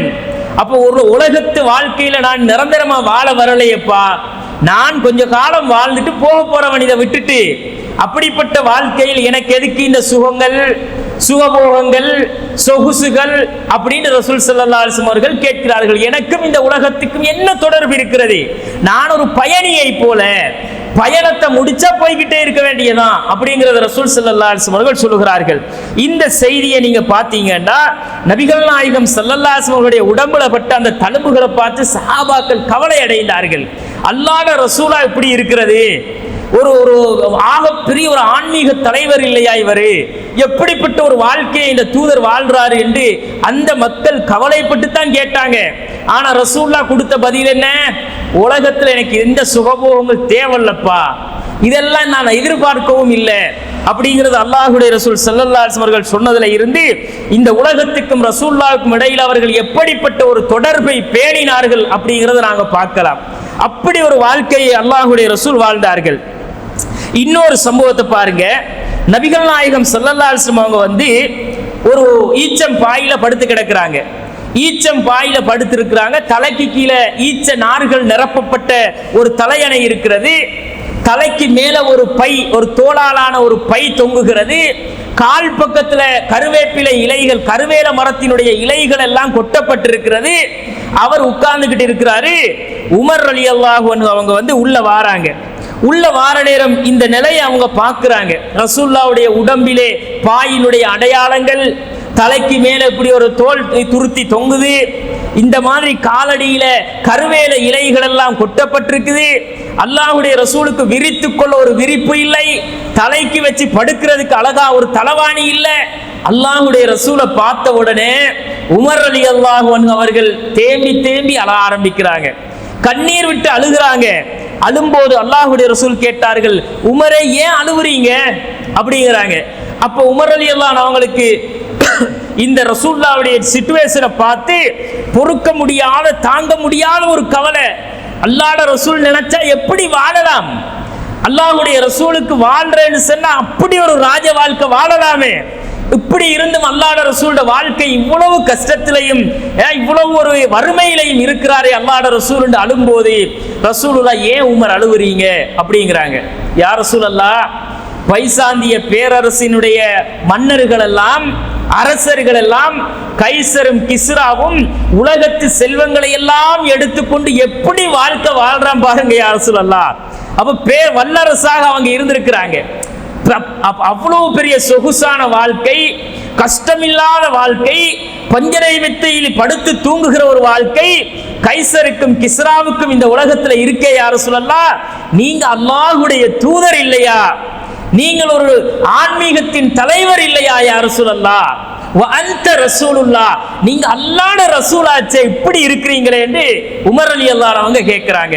கேட்கும்போது அல்லாஹ்வுடைய ரசூலுடைய பதில் எப்படி தெரியுமா இருந்துச்சு? அதான் இந்த உலகத்துக்கு அல்லாஹ்வுடைய ரசூல் காட்டின ஒரு முன்மாதிரி. அல்லாஹ்வுடைய ரசூல் இந்த உலகத்தோடு பேணிய உறவு அதுதான் சகோதரர்களே. அல்லாஹ்வுடைய ரசூல் சொல்லுகிறார்கள், அமா தர்லா அன் தக்கூன லஹுமுத் துன்யா வலனல் ஆகிரா. உமரே, அவர்களுக்கு இந்த உலகமும் நமக்கு மறுமையும் கிடைக்கிறதே, அதை நீங்கள் பொருந்திக் கொள்ளவில்லையா? அவங்களுக்கு துனியாதான், துனியாவிலே கஷ்டமில்லாத வாழ்க்கை, துனியாவிலே சந்தோஷமான வாழ்க்கை, துனியாவிலே ஆடம்பரமான வாழ்க்கை, அது அவங்களுக்கு துனியாவில் தான் உமரே. இது அத்தனையுமே இதைவிட சிறப்பாக மறுமையில் நமக்கு கிடைக்குமே, அதை நீங்க பொருந்திக் கொள்ளலையா? அப்படி ஒப்பிட்டு ரசூல்லா மறுமையோட ஒப்பிட்டு அந்த மறுமை வாழ்க்கை தானே உமர் சிறந்தது என்றார்கள் ரசூலுல்லா. அப்ப உலகத்தை தேர்ந்தெடுப்பதாக இருந்தா ரசூல்லா நினைச்சிருந்தா அவர்களுக்கு இரட்டை தலைமை இருந்தது. ஒன்று ஆன்மீக தலைவராக இருந்தாங்க, இன்னொன்று ஆட்சியினுடைய ஜனாதிபதியாக இருந்தாங்க. ரெண்டு தலைமை பதவியை வச்சு ரசூல்லா நினைச்சிருந்தா அடிச்சு பறிச்சிட்டு வாரத அந்த சண்டையில கிடைக்கக்கூடிய கனிமத்துக்களை எல்லாம் எடுத்து வந்து அல்லாஹ்வுடைய ரசூல் நினைச்சிருந்தா அப்படி ஒரு வாழ்க்கையை இந்த உலகத்துல வாழ்ந்திருக்கலாம். ஆனா வாழலையே, அல்லாஹ்வுடைய ரசூல்ட்ட அப்படி ஒரு வாழ்க்கையை காணலையே. அவர்களுக்கு இந்த உலகம் உமர், நமக்கு மறுமை என்று அல்லாஹ்வுடைய ரசூல் சொன்னதை நாம் பார்க்கிறோம். இது 4913வது செய்தியில புகாரியில நாம பார்க்கலாம். அல்லாஹ்வுடைய ரசூல் ஒரு குர்ஆன் வசனத்திற்கு உயிரோட்டமாக அவர்கள் வாழ்ந்தார்கள். அந்த குர்ஆன் வசனத்தை படிக்கும் போது ரசூலோட வாழ்க்கை அப்படியே எடுத்து காட்டா இருக்குது. இப்படித்தான் ரசூலா வாழ்ந்தாங்க. இந்த கைசர் கிஸ்ரா பக்கம் ரசூலா பார்த்திருந்தா, கைசரை பார் எப்படி வாழ்க்கை வாழ்றான், கிஸ்ரா எல்லாம் என்ன வாழ்க்கை வாழ்றான், எனக்கு வாழையிலாதா அப்படின்னு ரசூல்லா உலகத்து செல்வம் எல்லாம் காலடியில கொட்ட சொல்லி இருந்தா அவ்வளவையும் கொண்டு வந்து கொட்டியிருப்பாங்க. ஆனா அல்லாஹு தஆலா நபிகள் நாயகம் ஸல்லல்லாஹு அலைஹி வஸல்லம் அவர்களுக்கு சொல்கிறான், வலா தமுத்தன்ன ஐனைக இலா மா மத்தஅனா பிஹி அஸ்வாஜம் மின்ஹும் ஸஹ்ரத்துல் ஹயாத்தித் துன்யா லினஃப்தினஹும் ஃபீஹி. நபியே, எவனை சோதிப்பதற்காக நாங்கள் அவனுக்கு இந்த உலகத்தினுடைய செல்வங்களை எல்லாம் வாரி கொடுத்திருக்கிறோமோ அவன் பக்கம் நீ பார்க்காத. அவனை இவனை பார்த்திருந்தா அப்படி ஒரு வாழ்க்கை நம்ம வாழ்ந்தா என்ன? அப்படித்தானே உலகத்துல அடுத்தவனை பார்த்து பார்த்து தானே வாழ்றது. அவங்க இப்படி ஓடுறாங்க, நடக்கிறாங்க, பாயிறாங்க, என்ன வாழ்க்கை வாழ்றாங்க, நம்ம எல்லாம் என்ன வாழ்க்கை வாழ்றோம். ஒப்பீடு, உலகத்துல இந்த ஒப்பீடு செய்யக்கூடாது. இந்த ஒப்பீடு செஞ்சா நிம்மதி போயிடும், சந்தோஷம் போயிடும். அப்ப எதை ஒப்பிடணும்? மறுமையோட ஒப்பிடணும் இந்த வாழ்க்கைய. அப்படிங்கிறத அல்லாஹ் சொல்லி காட்டுகிறான். அங்க நீங்க என்ன செய்யாதீங்க, பார்க்காதீங்க. வரிஸ்கு ரப்பிக கைருன் வ அப்கா, உங்கள் இறைவனிடம் இருக்கின்ற செல்வம் தான் உங்களுக்கு மிக சிறந்தது என்று அல்லாஹ் சொல்லுகிறான். இது 20வது அத்தியாயத்துல 131வது வசனத்துல பார்க்கலாம். அப்ப இந்த வசனத்துல அல்லாஹு தஆலா சொல்ற மாதிரி தான் அல்லாஹ்வுடைய ரசூலோட வாழ்க்கை இருந்துச்சு. எவனையும் ரசூலா பார்க்க மாட்டாங்களே, அவன் எப்படி இருக்கான், இவன் எப்படி இருக்கான், அவன் எப்படி உடுக்குறான், இவன் என்னத்துல போறான், இது ஒன்றும் ரசூலுல்லாஹ்க்கு மனசுல ஓடினதே கிடையாது. கிடைச்சிச்சா எடுத்துக்கிட்டு சந்தோஷமா வாழுவாங்க. கிடைக்காத ஒன்றுக்காக ரசூலுல்லாஹ் ஒருபோதும் அடுத்தவர்களை பார்த்து வாழ்ந்ததில்லை. அப்படி வாழ கற்றுக் கொடுக்கவும் இல்லை. அல்லாஹ்வுடைய வசனங்களுக்கான உயிரோட்டமான வாழ்க்கையை தான் இந்த உலகத்துல ரசூலுல்லாஹ் வாழ்ந்தாங்க. அப்படி உலகத்தோடு பற்றில்லாத ஒரு வாழ்க்கையை அல்லாஹ்வுடைய ரசூல் வாழ்ந்ததையும் நாம் பார்க்கிறோம். அப்ப உலக இன்பங்கள்ல எந்த ஒன்றும் இல்லைன்னு ரசூலுல்லாஹ் வந்து கவலைப்பட்டு வாழ்ந்ததும் இல்லை. கிடைச்சதை கொண்டு ரசூலுல்லாஹ் அப்படி தலகால் புரியாம சந்தோஷத்துல துள்ளி குதிச்சு வாழ்ந்ததும் கிடையாது. சாதாரண ஒரு வாழ்க்கை, அந்த வாழ்க்கையிலேயும் நிம்மதியான வாழ்க்கை வாழ்ந்தார்கள், திருப்தியான ஒரு வாழ்க்கை வாழ்ந்தார்கள். ரப்புடைய திருப்தி தான் வேண்டும் என்று வாழ்ந்தார்கள். அப்படிங்கிறத நாங்க பார்க்கலாம். அப்ப கண்ணியத்திற்குரிய சகோதரர்களே, ஒரு முறை ரசூல் ஸல்லல்லாஹு அலைஹி வஸல்லம் அவங்க வந்து அப்துல்லாஹ் இப்னு உமர் ரலியல்லாஹு அன்ஹு அவங்க அறிவிக்கிறாங்க, அல்லாஹ்வுடைய ரசூல் வந்து என் தோளை பிடிச்சாங்க. இப்படி வந்து தோளை பிடிச்சி, குன் ஃபித் துன்யா கஅன்னக கரீபுன் அவ் காபிரி சபீல், அப்துல்லாவே நீ உலகத்துல இருக்கிற நேரம் ஒரு பிரயாணியை போல நீ இந்த உலகத்துல இரு, அப்படி இல்லைன்னா ஒரு அந்நியன் மாதிரி இந்த உலகத்துல இரு அப்படின்னு ரசூலுல்லாஹ் சொல்றாங்க. இந்த உலகம் வந்து நமக்கு சொந்தம் இல்லை. நாம் ஒரு பிரயாணின்னா ஒரு ஊருக்கு போனால் அந்த ஊரில் இருக்க மாட்டோம், திரும்பி வந்து தான் ஆகணும். அப்போ நாங்கள் போக வேண்டிய பயணம் மறுமை. இந்த உலகம் நாம் பயணம் செஞ்சு வந்திருக்கிறோம், ரிட்டர்ன் போகணும். அப்போ அந்த மாதிரி நீ இருந்துக்க. உலகத்தில் ஒரு அந்நியனை போன்றோ அல்லது ஒரு பிரயாணியை போலவோ நீ வாழ்ந்து கொள்ளுன்ற ரசூலுல்லாஹ் ஒரு அறிவுரையை சொல்லி கொடுத்தாங்க. அப்படித்தான் அவங்களோட மனசில் அந்த மறுமையை பற்றிய ஒரு சிந்தனையை ரசூலுல்லாஹ் விதைத்து கொண்டே இருந்தார்கள். அப்படிங்கிறத நாங்கள் பார்க்கிறோம். இது வந்து புகாரியில 6416வது செய்தியில பார்க்கலாம். ஆனா இவ்வளோ செய்திகளுமே எங்களுக்கு ஒரு செய்தியை சொல்லுது. ரசூலுல்லாஹ் உலகத்துல பற்றில்லாத ஒரு வாழ்க்கை வாழ்ந்தாங்க. துனியாவுக்காக ரசூலுல்லாஹ் ஒருபோதும் என்ன செஞ்சது இல்லை, முண்டி அடித்து கொண்டது இல்லை. அல்லாஹுடைய ரசூலுக்கு கிடைச்சதுல சந்தோஷமா வாழ்ந்தாங்க. கிடைக்காத எந்த ஒன்றுக்காகவும் ரசூல்லா அலட்டி கொண்டது இல்லைன்றதை நாங்க பார்க்கிறோம். இப்படி ரசூல்லா வாழ்ந்தவங்க யார திருப்திக்காகவும் எதுக்காகவும் வாழ்ந்தாங்க? அல்லாஹுடைய திருப்திக்காகவும் அல்லாஹுடைய அந்த மறுமையில் கிடைக்கின்ற மகத்தான அவனுடைய பொருத்தத்திற்காகவும் சுவர்க்கத்திற்காகவும் தான் வாழ்ந்தார்கள். அதுக்குத்தான் அந்த சமுதாயத்தை தயார்படுத்தினாங்க. ஆனா உலகத்துல பற்றில்லாத வாழ்க்கை தான் வாழ்ந்தாங்க. ரப்புடைய திருப்தி கிடைச்சனும், என்ற ரப்பு என்னை பொருந்திக்கணும், நான் அல்லாஹ்வோட ஒன்றாக ஒன்று கலக்கணும், அவன் பொருத்தத்தை நான் உள்வாங்கி பெற்றுக்கொள்ளணும்ன்றதுக்காக துனியாவுல பொண்டாட்டியை விட்டுட்டு போய் காட்டுல வாழ்ந்தாங்களா? புள்ள குட்டியெல்லாம் விட்டுட்டு போயிட்டு ரசூலா மலைகள்ல வாழ்ந்தாங்களா? தியானத்திலேயே போய் ஒரு மலை அடிவாரத்தில் ஒரு மரத்துக்கு கீழே குந்திக்கிட்டு இருந்தாங்களா? உலகத்துல சம்பாதிக்கிறத விட்டுட்டு ரசூல்லா 100 ஆடுகளை வச்சு வாழ்க்கை நடத்தினாங்களே, ஆடு மேய்க்கிறத ரசூல்லா விட்டுட்டு அங்க போய் ஒரு மலை பிரதேசத்துல குகையில வாழ்ந்தாங்களா? அல்லாஹுடைய திருப்தி தான் எனக்கு முக்கியம், என் ரப்போடு ரப்பாக நான் கலந்து விட போகிறேன் என்று ரசூல்லா தியானத்தில இறை தியானத்தை நோக்கி ரசூல்லா போனாங்களா? உலக தேவை எனக்கு தேவையில்லை அப்படி போனதை ரசூல்லா கண்டிச்சிருக்கிறாங்க. நேத்து நாம் அதை பார்த்தோம். அபூதர்தாவுடைய வாழ்க்கையில நாம் அந்த செய்தியை பார்த்தோம். திருமணம் முடிக்க வேண்டும், பிள்ளை குட்டி பெற்க வேண்டும், உலகத்து பொருளாதாரத்தை தேட வேண்டும், தேடிக்கொண்டு உலகத்திலே இந்த சோதனைகளுக்குள்ளே தான் வாழ வேண்டும், வாழ்ந்து கொண்டுதான் அல்லாஹுடைய திருப்தியை எதிர்பார்க்க வேண்டும். ஆனா இன்னைக்கு சமுதாயத்துல நாங்க எல்லாம் இறை தியானிகள், ஞான சூஃபிகள், நாங்கள் எல்லாம் அல்லாஹுடைய பொருத்தத்தை நேரடியாக பெற்றுக்கொள்ள முயற்சி செய்தவர்கள் என்று சொல்லி பெரியார்களுடைய பேர்ல நிறைய கதை விட்டு அடிச்சிருக்கிறான். ஆனா அப்படி வாழ்ந்து இருக்கிறாங்க. இஸ்லாம் துறவரத்தை ஒருபோதும் ஆதரித்தது கிடையாது. இஸ்லாத்துல துறவரம் இருக்குதா? துறவரத்துக்கு இஸ்லாத்துல இடம் கிடையாது. துறவரம் என்பது லா ரஹ்பானியத்த ஃபில் இஸ்லாம். துறவரம் எல்லாம் துறந்துட்டு போறதுன்றது இஸ்லாமே கிடையாதுன்றாங்க ரசூலுல்லாஹ். இஸ்லாத்துல நீங்க எப்படி போகலாம்? மனைவி தேவல்ல, மக்கள் தேவல்ல, சொத்து தேவல்ல, செல்வம் தேவல்ல, வீடு வாசல் தேவல்ல, ஒன்றும் தேவல்ல எனக்கு துனியாவுல நீ போறதுக்கு இஸ்லாம் அப்படி வழிகாட்டலன்னாங்க ரசூலுல்லாஹ். சஹாபாக்களுடைய ஒரு கூட்டம் வந்தார்கள். மனைவி மக்கள் அவங்களுக்கு தேவைப்பட்டுச்சு. மனைவிமார்கள் இல்லாத கட்டத்தில் கஷ்டப்பட்டாங்க. உலகத்திலே நாங்கள் திருமணம் முடித்து சந்தோஷமாக வாழணும்ன்றதுக்குத்தான் அல்லாஹு தஆலா ஜோடி ஜோடாக இந்த உயிரினத்தை படைத்து வைத்திருக்கிறான். ஆண்கள் என்றும் பெண்கள் என்றும் அல்லாஹ் ஏன் படைச்சிருக்கிறான்? வஹலக்னாக்கும் அஸ்வாஜா, உங்களை ஜோடியா படைச்சிருக்கோம். ஜோடி தேவல்லனா நீ யாரை மறுத்து போறாய்? ஜோடி எனக்கு தேவையில்லண்டா, ஆம்பளைக்கு பொம்பளை தேவையில்ல, பொம்பளைக்கு ஆம்பளை தேவையில்லண்டா, நீ யாரு? யாருடைய விதியை மீறுகிறாய்? அல்லாஹ் போட்ட விதியை இல்லையா மீறுறான்? அல்லாஹ் இயற்கையாக மனிதனுக்குள்ளே வைத்திருக்கிற உணர்வுகளை இல்லையா அந்த உடைச்சி வீசுறான்? அப்ப அல்லாஹ்வுக்கு எதிராக இவன் போறான் என்ற அந்த உணர்வு கூட இல்லாம இவங்க என்ன செஞ்சாங்களாம்? அல்லாஹ்வுடைய தியானத்திலேயே லயித்து போனார்களாம். அப்படி பார்த்தா அதுல நிறைய பேருடைய வரலாறுகள் இருக்குது. இவர்கள் எல்லாம் ஞான சூஃபிகளாக போனாங்க. சூஃபிகள் என்று ஒரு கூட்டத்தை சொல்றாங்களே, இந்த சூஃபிகளோட வரலாறு எல்லாம் நீங்க எடுத்து பார்த்தீங்கன்னா இவங்கள முக்காவாசி பேருமே பொண்டாட்டி தேவல்ல, புள்ளகுட்டி தேவல்ல, உலகம் தேவல்ல, சொத்து பத்து தேவல்ல, சம்பாத்தியம் தேவல்ல, எங்கேயாவது துறவரத்துக்கு போனவனா தான் இருப்பான். அவர்கள் பெரிய பெரிய அறிஞர்கள் என்று, பெரும் பெரும் மாமேதைகள் என்று, பெரும் பெரும் மகான்கள் என்று, இறைநேச செல்வர்கள் என்று இன்றைக்கு சமுதாயத்தை ஏமாத்துறானா இல்லையா?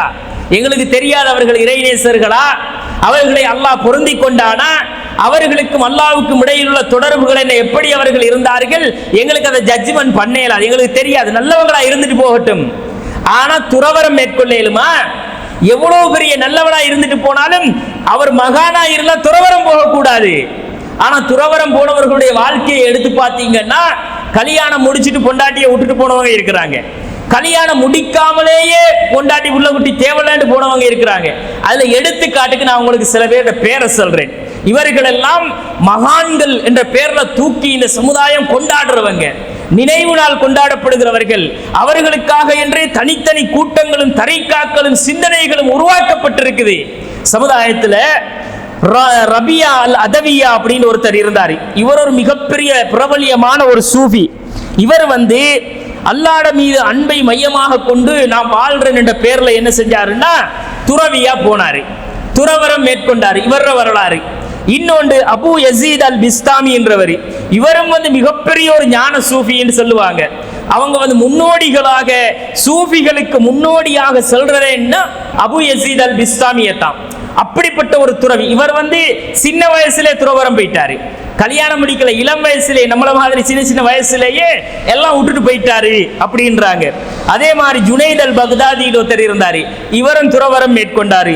அப்துல் காதிர் ஜீலானியும்பாங்க, இவர் தான் அவுலியாக்களோட தலைவர், அச்சானி, குதுபுல் அக்தாப், அச்சானிகள். இவர் தான் இந்த எல்லா அவுலியாக்களுடையும் மெயின் தலை என்றது இவர் தான். அப்ப இந்த அப்துல் காதிர் ஜீலானி ரஹ்மத்துல்லாஹ் அவங்களும் புள்ள குட்டி பொண்டாட்டி எல்லாம் விட்டுட்டு துறவரம் போயிட்டு திரும்ப வந்து சேர்ந்து கொண்டவர், ஆன்மீகத்தை போதித்தவருங்கிறாங்க. இது வந்து எவ்வளவு பெரிய மகானா இருந்துட்டு போகட்டும், எங்களுக்கு என்ன, எப்படிப்பா துறவரம் போவாரு? ஒரு மகானாக இருந்தா துறவரம் போயிடுவாரா? துறவரம் போய் அல்லாஹ்வுடைய அந்த தியானத்திலே லயித்து அவன் திருப்தியை அவனுடைய அந்த பொருத்தத்தை நாங்கள் பெற்றுக்கொள்ள போகிறோம் என்று அல்லாஹ் பொருந்திக்கிடுவானா? அப்படிங்கிறத சிந்திச்சு பார்க்கணும். அதே மாதிரி முஹியுத்தீன் இப்னு அரபிம்பாங்க, இந்த சமுதாயத்தை சீரழிச்சு நாசமாக்கினது இந்த ஆள் தான். லைலத்துல் கத்ர் ரமலான்ல இல்ல வருஷம் முழுக்க பார்த்தேன்பா, அல்லாஹ்வை 100 தடவை பார்த்தேன்பா. இந்த மாதிரி இந்த சமுதாயத்தில் வந்து விச கருத்துக்களை திணித்து இந்த சமூகத்தை சீரழிச்சது சூஃபி சிந்தனையால இந்த இப்னு அரபி அப்படிங்கிறவர் தான், முஹியுத்தீன் இப்னு அரபி என்றவர். இவரும் ஒரு பெரிய துறவி அப்படிங்கிறாங்க. அப்ப இந்த மாதிரி நீங்க எடுத்து பார்த்தீங்கன்னா இவங்கள நிறைய பேர் வந்து துறவிகளாக போனவங்க தான். ஃபார் an எக்ஸாம்பிள், உங்களுக்கு ஒரு உதாரணத்தை நான் வந்து இந்த துறவிகள்ல ஒரு சப்ஜெக்ட சொல்றேன். இவர் எப்படிப்பட்ட துறவி என்றதை நீங்க டிசைட் பண்ணி பாருங்க. சமுதாயத்துக்கு தெரியாது அவங்க எல்லாம் ஆன்மீகத்துல உச்சகட்டம் அடைஞ்சவங்கப்பா, அல்லாஹ்வுக்காக தங்களோட வாழ்க்கையை அர்ப்பணம் செஞ்சவங்க, பெரும் பெரும் தியாகிகள், இவங்க எல்லாம் வந்து எவ்வளவு பெரிய மகத்தான பங்களிப்பை இந்த தீனுக்கு ஆற்றியவர்கள், தீனை உயிர்ப்பித்தவர்கள் அப்படிமாங்க. ஒரு அளவும் கிடையாது. சில விஷயங்களை நல்லது செஞ்சிருப்பாங்க, செஞ்ச விஷயங்களை இஸ்லாம் அங்கீகரிக்காத, அனுமதி கொடுக்காத, ஹராம் என்று தடுத்த, அல்லாஹ்வுக்கு எதிராக வந்து அவன் கொடுத்த உணர்வுகளை உடைத்தெறிந்து விட்டு அல்லாஹ்வுக்கு எதிராக சென்ற ஒரு கூட்டத்தில் உள்ளவங்க தான் இப்படிப்பட்ட சிந்தனையாளர்கள். ஆனா இவங்களை தான் இன்றைக்கு சமுதாயம் ஞான சூபிகள், இறை தியானிகள், இறைநேச செல்வர்கள் அப்படிங்கிறாங்க. அல்லாஹ்வுடைய ரசூலை விட இவங்க பெரிய இறைநேச செல்வர்களா? அல்லாஹ்வுடைய ரசூல் வந்து எப்படிப்பட்ட இறைநேச செல்வர், எவ்வளவு பெரிய இறை தியானி, அல்லாஹ்வை எப்படி அஞ்சி வாழ்ந்தவர். அவர் கூட என்ன சொன்னார்? அந்த 3 பேர் வந்து இந்த மாதிரி முடிவெடுத்த நேரம் புள்ள குட்டி தேவல்ல, கல்யாணம் தேவல்ல, சம்பாத்தியம் தேவல்ல, தொழ போறேன், நோம்பு பிடிக்க போறேன், நீங்களா என்னைய விட பெருசா அல்லாஹ்வை அஞ்சிருவீங்களாடா? நீங்களா அப்படி முடிவெடுக்கலாமா? அவங்க எல்லாம் சஹாபாக்களுக்கு பிந்தி வந்தவங்க தான் இந்த வரலாற்றுக்கு சொந்தக்காரர்கள், துறவிகள். அவங்களை விட இவங்க பெரிய ஆக்களா? அவர்களை விட இறைநேசத்தை அடைந்த செல்வர்களா, மகான்களா? சிந்திச்சு பாருங்க, யோசிச்சு பாருங்க. இவங்க எல்லாம் உலகத்தை திறந்துட்டாங்க. உலக பற்றே வேண்டாம், உலக பற்று இல்லாம நீ வாழ்ந்தா நீ வந்து சைத்தானா தான் இருக்கணும். அப்படி வாழல அது முஸ்லிம். அல்லாஹ்வுடைய ரசூலே அப்படி வாழலையே. அல்லாஹ்வுடைய ரசூலிடத்தில் வந்து பாடம் பயின்ற அருமை தோழர்கள் அப்படி வாழலையே. அப்படி வாழ போகும்போது அல்லாஹ்வுடைய ரசூல் தடுத்தாங்களே. யா ரசூலல்லாஹ், நாங்க குடும்ப கட்டுப்பாடு செஞ்சுக்கட்டுமா அப்படின்னு கேட்கும்போது, நீ ஏன் குடும்ப கட்டுப்பாடு செய்ய போறாய்? அல்லாஹ் கொடுத்த ரிஸ்கை எடுத்துக்கப்பா அப்படின்னாங்க ரசூலுல்லாஹ். குடும்ப கட்டுப்பாடு செய்யாதேன்டாங்க. இவங்க எல்லாம் விட்டுட்டு போயிருவாங்க. அப்படிப்பட்டவர்களுடைய வாழ்க்கையில ஒருத்தர் தான் அபு யசீத் அல் பிஸ்தாமி என்றவர். இவர் லைஃப்பை படிச்சீங்கன்னா, நான் ஷோர்ட்டா சொல்றேன் உங்களுக்கு, நீங்க சர்ச் பண்ணி பாருங்க. இன்னைக்கு கையில தான் எல்லாம் இருக்குது. போயிட்டு அபு யசீத் அல் பிஸ்தாமி வாழ்க்கை வரலாறு என்ன கொடுத்து பாருங்க. அப்படி கட்ட கட்ட கட்ட கட்டன்னு எல்லாம் வந்துடும், தேடி பாருங்க. இவர் வந்து அபு யசீத் அல் பிஸ்தாமி என்றவர் வந்து 9வது நூற்றாண்டுல, கிறிஸ்துவுக்கு பின்னாடி 9வது நூற்றாண்டுல பாரசீகத்துல பிஸ்தாம் அப்படிங்கிற ஒரு ஊர்ல இவர் பிறந்திருக்கிறார். இவர் வந்து என்ன செஞ்சாருன்னு கேட்டா, சின்ன வயசுலேயே அவருக்கு ஒரு ஆன்மீகத்துல அப்படி ஒரு அளப்பெரிய ஈர்ப்பான். அந்த ஆன்மீகத்துக்குள்ள வந்ததோட இவர் என்ன செஞ்சிட்டாருன்னு கேட்டா, இவர் தண்ட வாழ்க்கையை அல்லாஹ்வுடைய பாதையில நான் அர்ப்பணிக்க போறேன் அப்படின்னு முடிவெடுத்துட்டாராம். முடிவெடுத்து அல்லாஹ்வுடைய பாதையில நான் என்ன அர்ப்பணிக்க போறேன் என்று இவர் இளம் வயசுலேயே கல்யாணத்தை முடிக்காமலே துறவரத்துக்கு போயிட்டாராம். எப்படி கல்யாணம் தேவையில்ல, ஒரு இளவும் தேவையில்ல. அப்படி அந்த சஹாபாக்கள் ஒருத்தர் முடிவெடுத்தாரு, என் லைஃப்ல கல்யாணமே கிடையாதுடா அப்படின்னு முடிவெடுத்தாரு. இந்த மாதிரி இவர் முடிவெடுத்துக்கிட்டு துறவரத்துல போயிட்டாரு. துறவரத்தை அல்லாஹ்வுடைய இறை நெருக்கத்தை பெற்றுக்கொள்றதுக்காக அவர் துறவர வாழ்க்கையை தேர்ந்தெடுத்து கொண்டாராம்.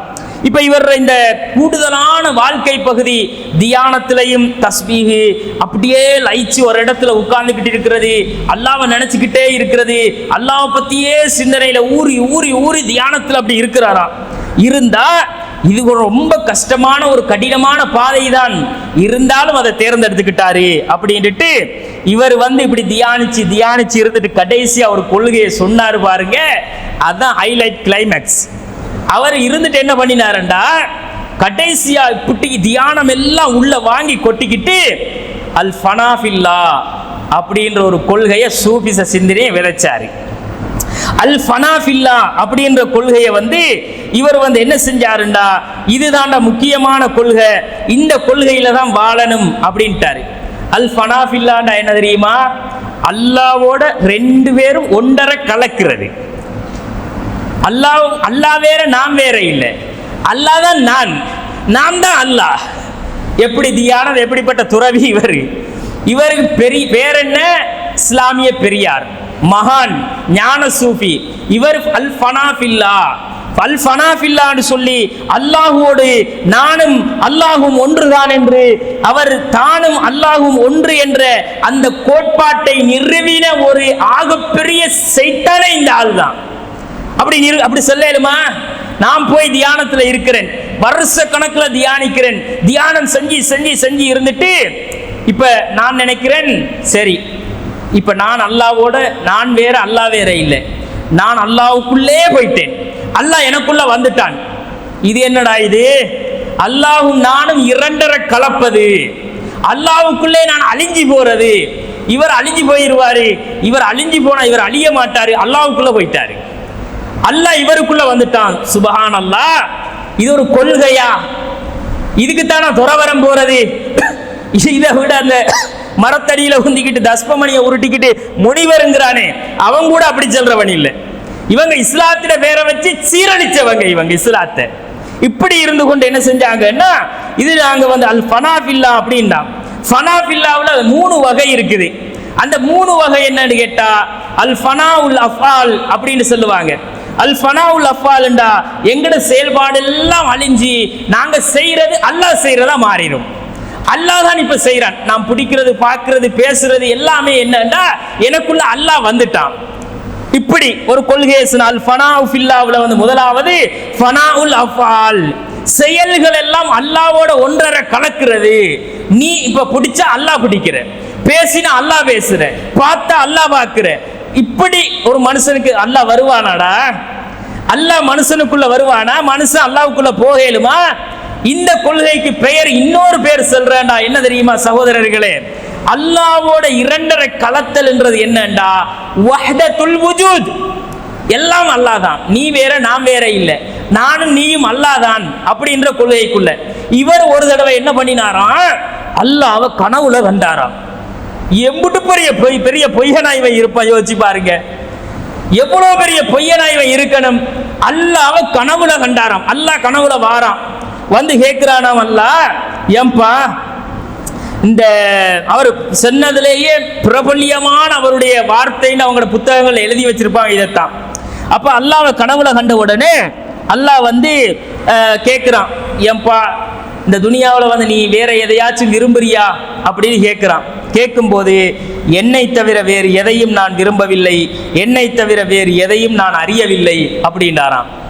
நான் என்னத்தான் விரும்புகிறேன், என்ன தவிர துனியாவில் வேற ஒன்றும் இல்லைன்னு நான் நினைக்கிறேன் அப்படின்றாரு. அப்படின்னா என்னன்னா டோட்டலா இப்ப எல்லாம் எனக்குள்ள நான் மொத்தமா உனக்குள்ள வந்துட்டேன். எப்படி கொள்க? இப்படி சொல்றாரு. இவரெல்லாம் துறவின்னு பேரை வச்சு கொண்டு சமுதாயத்தை சீரழித்தவர்கள் தான் இவர்கள், துறவிகள், மகான்கள்ன்றாங்க. அல்லாஹ்ட ரசூலே இப்படி போகலையடா. சஹாபி, எந்த சஹாபியாவது துறவரம் போய் துறவரத்துல இப்படி எல்லாம் கருத்து சொன்னாரா? நான் தான் அல்லாஹ், அல்லாஹ் தான் நான் அப்படின்னு எங்கேயாவது போய் எந்த சஹாபியாவது துறவரத்துல ஈடுபட்டவங்க சொன்னாங்களா? யாரு சொன்னாங்க? அல்லாஹ்ட ரசூல் இந்த உலகத்துல வந்து ஆன்மீகத்துடைய தலைவராக வாழ்ந்தவங்களே துறவரம் போகல, குடும்பம் தேவலாண்டு போகல. இந்த உலகத்துல வந்து இவர்கள் மகான்கள், அறிஞர்கள், அவுலியாக்கள், நேசர்கள் என்று சொல்லக்கூடிய முக்காவாசி பயலுமே துறவரம் போனவர்கள். குடும்ப வாழ்க்கை தேவையில்லை என்றவர்கள், சம்பாத்தியம் தேவையில்லை என்றவர்கள், அல் குர்ஆனுடைய அல்லாஹ்வுடைய ரசூலுடைய கட்டளைகளுக்கும் வழிகாட்டல்களுக்கும் நேரெதிராக இந்த உலகத்துல வாழ்ந்தவங்க. நிறைய விளக்கம் சொல்லுவாங்க. அவங்க துறவரம் போனது, நீங்க அப்படி வாழலுமா? நாங்க வாழ மாட்டோம், எங்களுக்கு அந்த வாழ்க்கை தேவையில்லை. ஏன் தெரியுமா? எங்களுக்கு இஸ்லாம் அப்படி வழிகாட்டவும் இல்லை. இஸ்லாமியர்கள் அப்படியா வழிகாட்டுது? வழிகாட்டல. எனவே கண்ணியத்திற்குரியவர்களே, இப்படி துறவரத்தை அல்லாஹ்வுடைய ரசூல் ஒருபோதும் ஆதரித்ததில்லை. ஆனா பற்றில்லாத வாழ்க்கை வாழ்ந்தார்கள். இவங்க பற்றில்லாத வாழ்க்கை வாழ போறோம்னு சொல்லிட்டு ஓவரா எக்ஸ்ட்ரீமா போயிட்டாங்க. இந்த வாழ்க்கைக்கும் இஸ்லாத்துக்கும் எந்த சம்பந்தமும் கிடையாது. பற்றில்லாத பற்றற்ற துனியா வாழ்க்கை. அதனாலதான் இவர்கள் மகான்கள், அதனால்தான் இவர்கள் இறைநேச செல்வர்கள். ஒரு இளவும் கிடையாது. அல்லாஹ் இதை விரும்ப மாட்டான்.